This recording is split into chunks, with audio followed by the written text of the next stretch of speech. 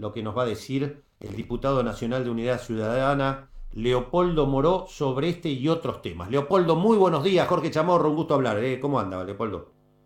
¿Qué tal? Bien, un gusto. ¿Cómo le va, Jorge? Bueno, aquí dando cuenta de una de las noticias judiciales sin duda del momento, la justicia ha ratificado la Cámara Federal de Mar del Plata a Ramos Padilla. ¿Qué le produce todo esto, Leopoldo? Bueno, me produce una enorme alegría, fundamentalmente más que por el juez de la causa, que seguramente va a tener que seguir lidiando con un hecho muy trascendente y por lo tanto con mucha responsabilidad por la propia sociedad, porque yo creo que esa causa ya no era del juez Ramos Padilla, sino de todos nosotros, es decir, del conjunto de la sociedad argentina. Y allí el intento de quienes vienen ya hace mucho tiempo practicando este tipo de irregularidades, de sacársela a como sea. Creo que el pronunciamiento, lo estuve leyendo anoche a última hora, el pronunciamiento de la Cámara Federal, me refiero a los fundamentos, son alrededor de 50 carillas, Oh, son incontratables. En primer lugar porque dice con toda contundencia, más allá de los títulos que hoy algunos diarios, que son los diarios de siempre, exponen, dice con contundencia que el juez Ramos Padilla tiene que seguir siendo competente porque es el juez preventor, es claro, decir, es el que previno en la causa. claro. En segundo lugar, dice que la causa no puede ser desguazada. En algún momento algunos se jugaron a que la causa fuera, digamos, desarmada, Claro. que se enviara Una a una, un otro a delito otro a otro, se abrieran uno a varios frentes, otro, claro. etcétera, etcétera. La Cámara es contundente en ese sentido, dice que no puede ser desguazada de ninguna manera. Y bueno, me parece que esto tiene que tener consecuencias. La primera de ellas es obvio, sobre la actitud del propio fiscal Stornelli, que es uno de los que planteó esta supuesta incompetencia territorial. Bueno, me parece que ahora no tiene más remedio que presentarse de inmediato como cualquier ciudadano, y además si no lo hace, creo que el procurador fiscal, que hasta aquí venía, me refiero al doctor Eduardo Casal, que hasta acá venía poniendo el pie en el freno, va a tener que soltarlo y reclamarle al fiscal Stornelli que cese con su rebeldía ante la justicia. Aunque parezca mentira, estamos hablando de un fiscal que ha decidido de alguna manera profugarse, digamos, o escudarse detrás de su supuesta inmunidad para no ir a prestar una declaración indagatoria. Claro, o sea que esto ya no tiene mucho más asidero y el procurador Casal ya tendría que dar alguna respuesta de algún tipo, ¿no, Leopoldo? Sí, por lo menos informarle a la opinión pública los pasos que ha dado, porque se supone que abrió un sumario administrativo, Correcto. nadie sabe cuál es el resultado de ese sumario administrativo, se supone que convocó a una junta evaluadora, nadie sabe si esa junta evaluadora siquiera se ha reunido y cuál ha sido su conclusión. Entonces me parece que al menos lo que tiene que hacer el procurador fiscal, en este caso Casal, es informar cuáles son los pasos que está dando. Nosotros la semana pasada, me refiero en la Cámara de Diputados, íbamos a constituir la comisión precisamente de seguimiento de la Procuración Fiscal. Correcto. Entre otras facultades, bueno, tiene la de citar al procurador fiscal, citar fiscales, incluso citar, porque se le ha dado esa atribución, a supuestos arrepentidos o arrepentidos, porque tiene la atribución de hacer un seguimiento de la famosa ley del arrepentido, que es obvio se ha aplicado muy mal en la Argentina.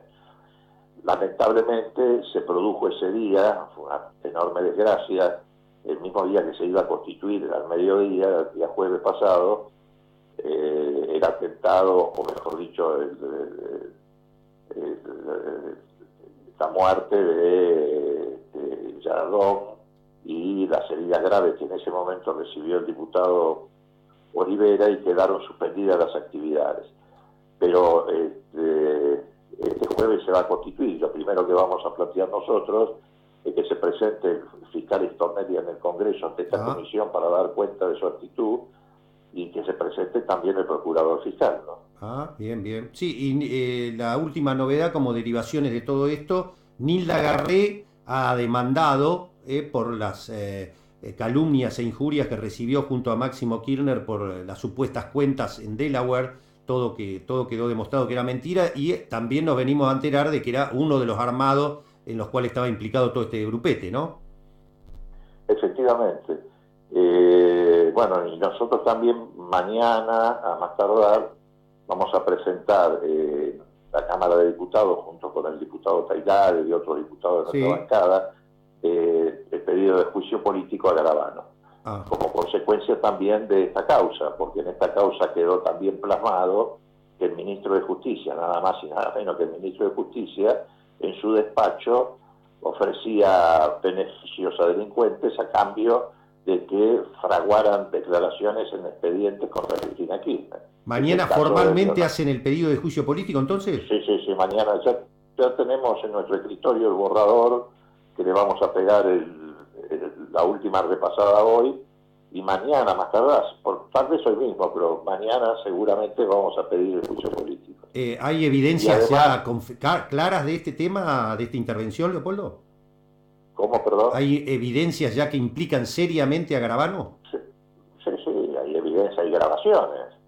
Hay grabaciones, el ministro que en principio negó la reunión terminó admitiendo que la había hecho. Hubo dos reuniones, me refiero a una reunión con Leonardo Fariña, a quien le dieron la libertad para que llevara, porque cuando accede este gobierno al ejercicio del poder, Fariña estaba preso. Y en marzo del 2016 le dan la libertad de manera absolutamente irregular, apartando a un juez, aprovechando que otro juez se había ido de vacaciones unos días, a pesar de que estaba su prisión confirmada hasta por la Cámara de Casación. Le dan la libertad y a los pocos días se presenta en la declaración, en el expediente de la famosa ruta del dinero K, a declarar en contra de Cristina Kirchner con el tema de la obra pública, del que no sabía absolutamente nada, y ahora viene a saberse por boca de los propios abogados que lo defendían en aquel momento, que había sido toda una maniobra de la Agencia Federal de Inteligencia, que le pasaba la letra que tenía que dar en el juzgado para imputar a Cristina Kirchner. Entonces, y esto se urdió en el Ministerio de Justicia, y hay grabaciones no solamente del beneficio a Fariña, sino de cómo el ministro de Justicia le decía al delincuente que tenía delante que se quedara tranquilo, que iban a apartar al juez Rosenkrantz, al juez de Cámara Freire y al juez Rafeta para allanarle el camino. Qué va. En las últimas horas estás también, no sé si tiene constancia, Leopoldo, le llegó a ustedes la idea de que lo que todos temíamos con esta cuestión, que la Cámara Federal de Mar del Plata, antes que decida la ratificación de la competencia de Ramos Padilla, parece que anduvo dando vueltas por ahí el consejero de la magistratura, Juan Pablo Mas Vélez, hombre que se habla que reporta a Daniel Angelici para presionar a los jueces. ¿Hay algo de esto? Bueno, a mí no me consta. Me consta sí lo que usted dice que anduvo circulando como versión, como rumor, etcétera. No me consta que haya ocurrido. No me extrañaría, porque, por ejemplo, en el caso que estábamos relatando recién, de la reunión de Garabano con Fariña, para arreglar la declaración contra Cristina Kirchner a cambio de beneficios para Fariña, además de Garabano, estaba presente en aquel momento, me estoy equivocando, en la reunión con Rosenkrantz para apretarlo en el despacho de Garabano para que dejara el cargo, estaba además presente el vicepresidente en aquel momento del Consejo de la Magistratura, el doctor José Luis Cabral. Claro. O sea que no era solo el ministro el que extorsionaba jueces para apartarlos del cargo si es que no se plegaban a estas maniobras de inventar pruebas, de forzar declaraciones de supuestos arrepentidos, etcétera. Así que bueno, el Consejo de la Magistratura tiene unas cuantas en su saber en este último periodo, bueno, que también ponen en tela de juicio la estructura de ese organismo. Yo creo que hay que revisarlo, ¿no? ¿Cómo está viendo la actitud que están teniendo Elisa Carrió, que últimamente pareciera que ante cada pregunta o repregunta que le hace cualquier periodista independiente sobre algún tema, dice, sí, ya sé, vos trabajás para Debido, me pedís pruebas? O sea, como si las pruebas en el sistema republicano que ella tiene como emblema si fueran una pavada. O sea, no hay que tener pruebas, es solo cuestión de tirar temas nomás y la República se sanea sola. Y Oliveto, también ahora Guillermo Moreno pidió ser querellante, apuntó contra Martínez. Es decir, hay todas unas, Mariana Zubik, ¿cómo están implicándose a partir de esta ratificación de Ramos Padilla? Bueno, yo lo que creo es que están mostrándole la hacha. En realidad nunca tuvieron vocación republicana, ni democrática, ni apegada al Estado de Derecho. Lo que han hecho son simplemente maniobras tendientes a desacreditar al gobierno anterior. Ya las habían empezado a hacer durante el gobierno anterior, en algunos casos acompañadas con la Embajada de Estados Unidos, obviamente el Grupo Clarín, y en el financiamiento en aquel entonces de los fondos buitres. Y después que asumieron el gobierno lo empezaron a hacer porque les dio resultado. De esa manera instalaron la máquina del poder. Lo empezaron a hacer desde el propio aparato del Estado, creyendo que iba a volver a darles resultado en términos políticos. Contribuyeron todos ellos de manera consciente, en el marco de una asociación ilícita, a generar, digamos, una agenda o un libreto para que el gobierno, a la vez que llevaba adelante el saqueo económico, blindara esa política con el problema de la herencia recibida, la corrupción, los que habían robado un PBI completo, etcétera, etcétera. Y esa tarea la estructuraron desde el día que llegaron al gobierno, desde el aparato del Estado. Por eso la asociación ilícita que se está investigando tiene carácter estatal y paraestatal. No es un grupo de bandidos que constituyó una asociación ilícita por afuera de las estructuras del Estado. Involucraron las estructuras del Estado, al Ministerio de Justicia, al Ministerio de Seguridad, con Patricia Bullrich haciendo su parte, a la Agencia Federal de Inteligencia, a la FIP, a la Unidad de Información Financiera, y todo eso se resumía en la mesa judicial del presidente, que es de carácter absolutamente inconstitucional, que se reúne periódicamente, donde filtran o seleccionan los casos y deciden también el destino de jueces y fiscales según se plieguen o no a esta estrategia mafiosa. Así que es una estructura de ese tipo. Y bueno, algunos legisladores formaron parte de eso. Sí, insisto con una anécdota de una polémica familiar que hubo en derredor mío, donde alguno insinuó el tema Ramos Padilla y a propósito del blindaje mediático, más de uno preguntó ¿quién es Ramos Padilla? Es tremendo, ¿no? No, claro, obviamente. No es mostrado como un juez pro o un juez de la Constitución. A esos jueces no los muestran los medios.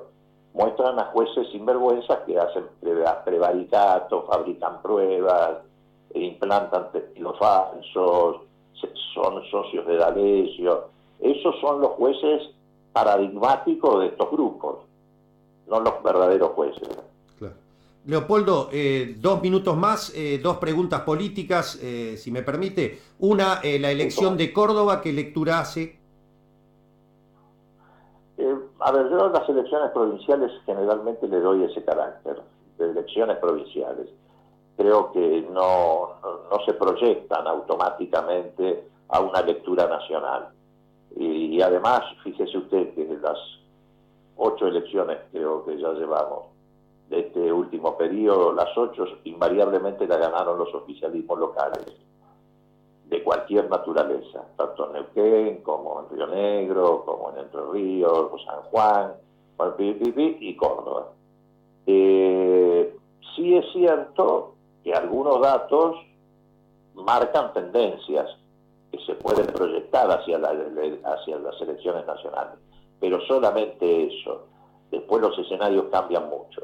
Una tendencia en el caso concreto de Córdoba, bueno, es que el representante o el candidato de la lista de Macri, de Cambiemos, en este caso era el doctor Mario Negri, no superó el 18% de los votos, en una provincia donde en su momento Macri sacó el 71% de los votos. Y Mario Negri, a pesar de que ayer quisieron tomarnos el pelo a todos los argentinos, tanto la doctora Carrió precisamente como la ministra Burlich, en una conferencia de prensa que dio la ministra diciendo de que el gobierno no había tenido candidato en Córdoba, digo, es una tomadura de pelo, porque Negri es nada más y nada menos que el presidente de la bancada de Cambiemos en la Cámara de Diputados. Si él no era candidato de Macri, ¿quién podía serlo, no? Bueno, lo concreto es que sacó un 18% de los votos. De todas formas, insisto, las elecciones provinciales tienen características muy particulares. De todas maneras, también marca una tendencia que en las 8 elecciones Cambiemos sufrió derrotas más que contundentes, ¿no? Claro. Así que bueno, esa es una primera lectura, me parece, pero siempre tomando en cuenta la naturaleza propia de las elecciones provinciales. Se esperaba, por lo menos del lado Labaña, del lado radical, radicales alfonsinistas rebeldes dentro de Cambiemos, se esperaba que lo de Córdoba iba a ser un hito para tomar decisiones. ¿Cree que se va a definir Labaña como candidato? Los radicales que la convención van a sacar los pies del plato. ¿Cómo está mirando eso? A ver, a mí me da la impresión de que la dirigencia del radicalismo está sumida en una enorme confusión. Advierten o registran que la candidatura de Macri es insostenible. Me parece que también se dan cuenta de que eso puede arrastrar las pocas posiciones que le van quedando, o los pocos baluartes que le van quedando al radicalismo, precisamente porque haberse aliado con el macrismo le hizo perder no solamente identidad, sino también densidad. El radicalismo, que supo tener 7 provincias. El típico corte que sufrimos todos los días. A ver si... Porque me queda una sola pregunta. Me queda una sola pregunta final y ya despedimos a Leopoldo Moró, que el título del día es: mañana presentan formalmente el juicio político a Garabano, ¿no? Así que vamos a ver si podemos cerrar la nota con Leopoldo. No sé qué pasa con todos los celulares, todos los días nos pasa lo mismo. A ver, ahí está. Leopoldo, no queremos que quede trunco el concepto. Justo estaba explicando la confusión de la dirigencia radical a su criterio. Claro, sí, yo creo que está con una confusión enorme, porque como le decía, aliarse con Macri significó pérdida de identidad, pero también pérdida de densidad. El radicalismo está en pleno retroceso en los baluartes que históricamente supo conservar. Y tiene por delante un camino muy complejo. Si en la convención radical persisten en acompañar a Cambiemos, van a sepultar al radicalismo, porque un partido político puede cometer un error o varios errores. Ahora, si persiste en el error, está condenado a la desaparición. Entonces, si la dirigencia radical no pega un golpe de timón y se deja de hacer tacticaje electoral y toma en cuenta la necesidad de definir estrategias políticas que son previas a cualquier táctica electoral, el radicalismo va a tener un grave problema, porque si sigue decidiendo por la presión de los medios o por prejuicios, en vez de entrar a la historia, va a salir de la historia. Así que están en una encrucijada. La impresión que yo tengo, conociendo el radicalismo como lo conozco desde hace tantos años, tantas décadas, es que ahora están volcados a buscar una forma intermedia que les permita sacar una definición de carácter muy genérico que dé libertad de acción, digamos. Claro. Cada uno de los dirigentes haga lo que más le conviene, pero eso se parece mucho al sálvese quien pueda, y un partido político en esas condiciones está en riesgo de suicidarse. Me parece que son horas decisivas para el radicalismo. Yo los insto siempre a que enmienden el error y se sumen a este frente patriótico que se está construyendo como una manera de recuperar esa identidad y esa densidad, porque van a mantener todavía legisladores nacionales, más allá de que Cambiemos pueda sufrir una derrota en las elecciones nacionales. El radicalismo va a mantener unos 20, 25 legisladores en el Congreso, unos 10, 12 senadores, intendentes, y la verdad que el país necesita, después de la derrota de Macri, una enorme masa crítica para poder efectivamente afrontar la crisis que nos deja Macri, crisis que no sabemos si va a explotar antes de la elección o inmediatamente después, pero que va a explotar es inexorable, ¿no? Sí, claro, claro. Qué interesante lo que usted plantea, porque no solo entonces se puede inferir que la vía de escape sería un Lavagna candidato, sino que ustedes de Unidad Ciudadana piensan que hay algunos radicales, algunos dirigentes del radicalismo que se vayan, que también pueden terminar confluyendo en este espacio que ustedes están llamando. ¿Y por qué no? Digo, frente a la magnitud del desafío que tiene el país, donde está en juego la propia existencia de la sociedad y de la patria, también es necesario convocar a estos sectores y encontrarían las puertas abiertas, porque lo nuestro es una estructura plural, respetuosa de las identidades políticas. Nuestra sola presencia allí garantiza en ese sentido esa pluralidad. ¿Por qué no? Yo creo que tienen que hacer un esfuerzo. Para esto van a tener que, reitero, superar el miedo a las presiones mediáticas y los prejuicios, pero a esta altura, por ejemplo, el pretexto de la corrupción como una barrera para dar este paso desaparece y cae frente, bueno, al episodio de Alessio, que demuestra que se trató de un armado deliberado para llevar adelante una política de estigmatización de una fuerza política y de una persecución política. Esto no significa consagrar impunidades. No hay que consagrar la impunidad. La justicia tiene que investigar, pero tiene que investigar libre de la presión de los servicios de informaciones nacionales y extranjeros, libre de la presión del Grupo Clarín, libre de la presión del macrismo, que es el que direccionó todo esto. Y en cuanto al mito del populismo, los radicales no pueden usar ese argumento, porque ese argumento de los gobiernos populistas fueron los que usaron los golpistas que derrocaron a Irigoyen y a Iri. Entonces, creo que si revisan un poco esas dos cosas y se animan, tienen el coraje histórico de dar ese paso sin prejuicios y sin miedo a la presión mediática, me parece que, bueno, pueden enmendar el error. Lo peor que podrían hacer es, reitero, persistir en ese error, porque eso, reitero, no los va a hacer entrar en la historia seguro, los va a sacar de la historia. ¿El doctor Lavagna estaría fuera de esta posibilidad a esta altura de la Soirée? A ver, nosotros no dejamos afuera a nadie. Los que se quieren quedar afuera del Frente Patriótico lo hacen por su propia decisión. Si el doctor Lavagna quisiera competir en una gran paso, podría hacerlo. Leopoldo, como siempre, un placer escucharlo. Gracias por habernos atendido. Que les vaya muy bien. Hasta luego. El diputado nacional de Unidad Ciudadana, ex hombre del radicalismo, hombre clave, bueno, fue candidato a presidente por el radicalismo, Leopoldo Muró. Dos cosas entonces.